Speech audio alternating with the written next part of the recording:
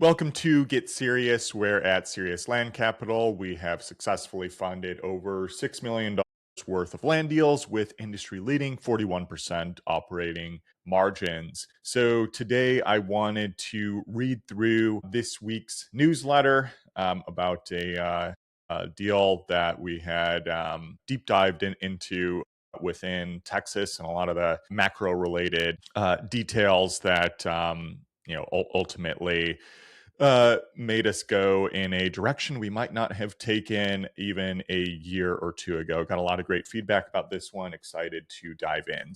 The title of this newsletter was Why We Walked Away from a 65% Win Rate. What I'm thinking about. Why a deal with a 65% win rate still isn't worth taking in the nastiest buyer's market in decades. We recently evaluated a roughly $70,000 purchase price infill lot near a major Texas metro. Even with our high bar for infill lots, that's where we've encountered the biggest losses in our land investing career in the past.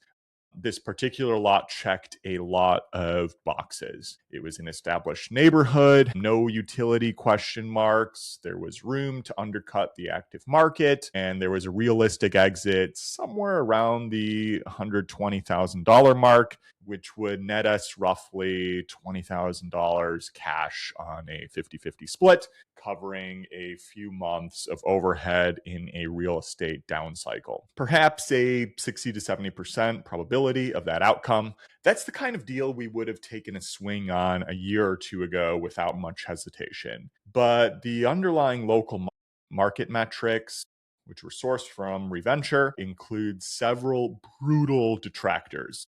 And this is where patience and discipline separate the operators who survive long term from those who fade out. Here's county level data, which is nearly identical to the zip code breakdown, which we will often compare to and utilize county level data for higher statistical power when appropriate.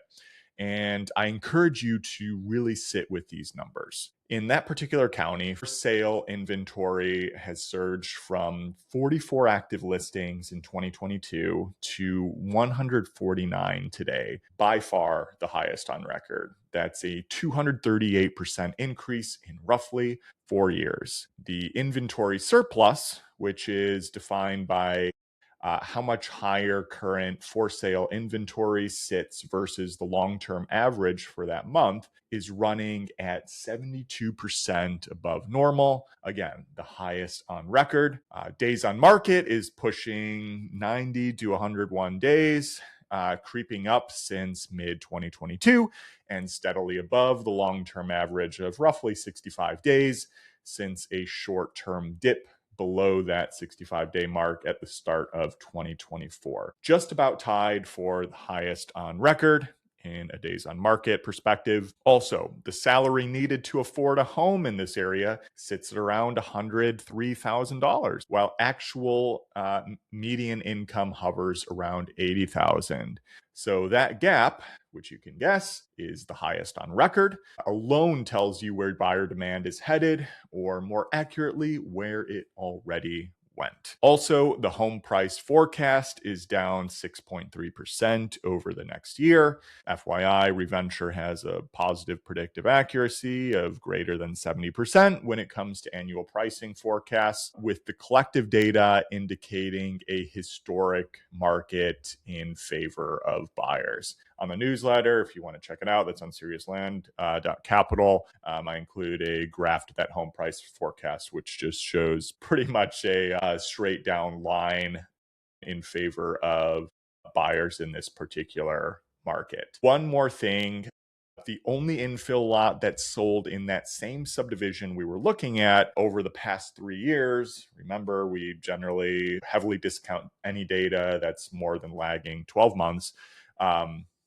The only infill lot that sold closed in mid-2024 for $1,000. No active comps in the same neighborhood either to compare against.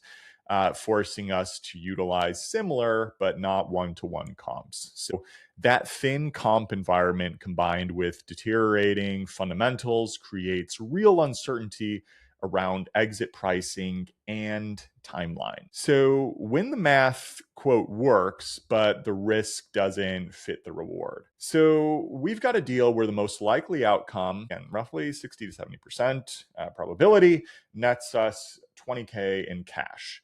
But there's an estimated 20 to 30% chance the lot sits for 6 months or longer, tying up capital and adding carrying costs. And perhaps a sub 10% chance that we take a small net loss on the deal. So those odds in isolation look favorable. Most people would take a 60 to 70% win rate all day long. But here's what gets missed: the opportunity cost of locked up capital in a market where better deals will inevitably surface. And FYI, almost every week this year, we've been presented with a potential deal more attractive than the last, though some won't materialize for another quarter or two, combined with the reality that, quote, 6 months or longer can quietly become 12 months in a market this soft. And we're living this right now with one of our subdivision projects that, are incredibly nice properties on paper, but buyer pool is significantly diminished, and it's been a pain to get those to sell. And that is understating the situation. So we are attempting to get the seller down another $10,000 from this Texas lot to create more margin, to largely eliminate the risk of loss and give us a greater capability to undercut the market in order to move the asset. But it's a long shot to get the seller to agree there. And having to be extra conservative never feels good, by the way. I don't know who does feel good about that, of being a Debbie Downer.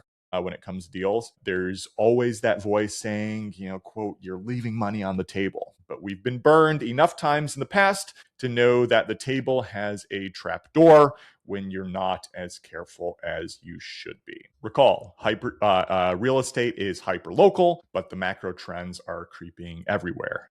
And remember, not every market looks like this. Some areas in the Midwest and Northeast part of the US have maintained strong seller dynamics, and there are pockets across the country where inventory is still tight and demand holds or is even increasing. We're not painting the entire US market with one brush, but here's what we are watching closely. Many of those stronger markets in the US are seeing their overvaluation rates steadily climb. The overvaluation metric, which compares an area's current home value to income ratio against its long-term average, is north of 20% in many of those hotter sellers markets, similar to what was seen in many of the COVID boom markets, and still not balanced out in many of them. And then I reference the overvaluation data for that Texas county. Again, you can find this on the Serious Land Capital website, which showed that this particular county spiked up in overvaluation, peaking in mid-2022, similar to a lot of parts of the country, and then just absolutely collapsed as values collapsed down to roughly 1.1% overvalued as of the time of this taping in early 2026, which is solid. And one of the more positive signs here for this particular county. Again, there's plenty of other COVID markets where those overvaluation rates are still highly elevated.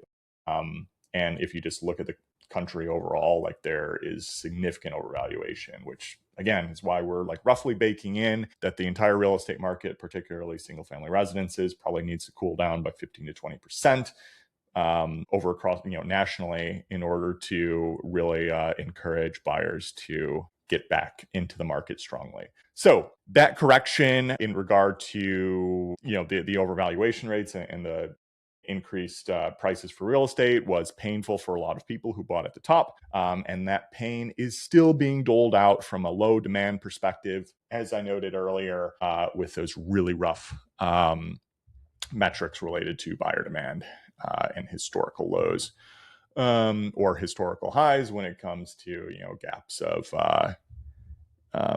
income required to afford a house versus actual income and so forth. The markets that still look, quote, healthy today could follow a similar trajectory if, really when, price appreciation tips the balance toward buyers, or we continue to see meaningful job losses or wage growth that doesn't keep pace with inflation, or resulting from other macro shocks, such as unanticipated impacts of war, which is highly relevant at the time of this taping as well. Remember, patience is not passive. So from other conversations we continue to have and from getting visibility into how other companies run their deal underwriting, there's still a widespread tendency to rush deals and, quote, force revenue. You get it. Payroll, software costs, marketing spend, the overhead clock doesn't stop ticking just because the market got harder. The temptation to take borderline deals to, quote, keep the lights on is real. We deal with the same pressures internally, though we can afford to be more patient than most because we relentlessly police our overhead and are sitting on significant cash reserves to ride out turbulence. Never forget that the rush is imaginary.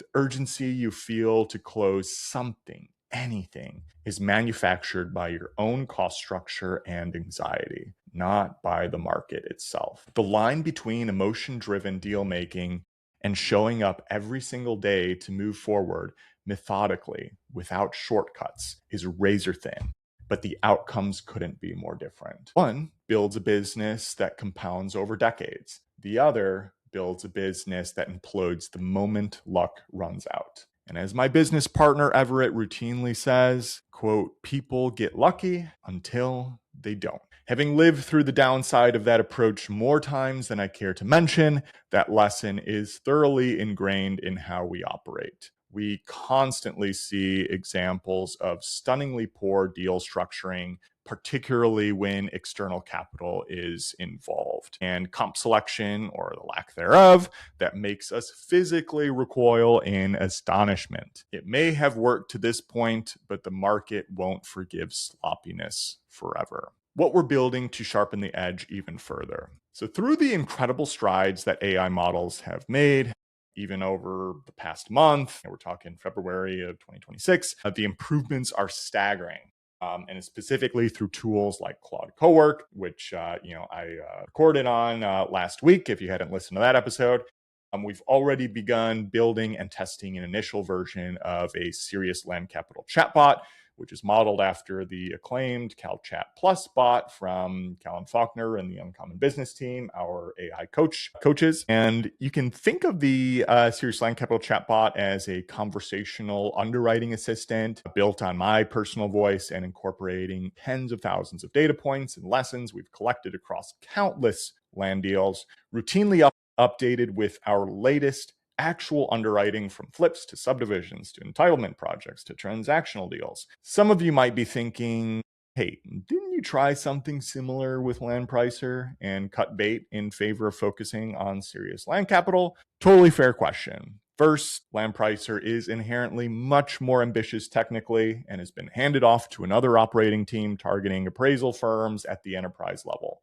a much more appropriate initial target market for that product. Next, the rapid improvements in LLM models and third-party integrations now allow us to quickly build this chatbot solution internally without distracting ourselves from our core SLC operations, leveraging the reams of data we've already collected over the years to serve both our team and the land investor community as a whole. What's possible to build now with minimal technical knowledge and limited time-intensive quality assurance, even compared to 3 months ago, we're talking end of 2025, is night and day. More details coming soon. Markets like this are exactly when the underwriting discipline you've built gets tested. Not when things are easy and almost every deal works, but right now, when the pressure is high and the temptation to stretch on pricing or get lazy on comps is at its peak. If you're a full-time operator with routine deal flow and you want a capital partner who views underwriting mastery as their number one company value, then send us your best deals. We write checks from $50,000 to $1 million plus. We close 100% of deals we commit to, and we bring national underwriting experience to every transaction. Let's grow together. You can submit your deal on seriousland.capital. We just updated the deal submission form, so now it allows for different deal types. It's just more friendly to any investors who want to submit something to us, less back and forth. So hopefully that helps, and we're open to additional feedback there. Subscribe and share, everybody. Hope you enjoyed this one. Looking forward to next time. Take care now. Bye.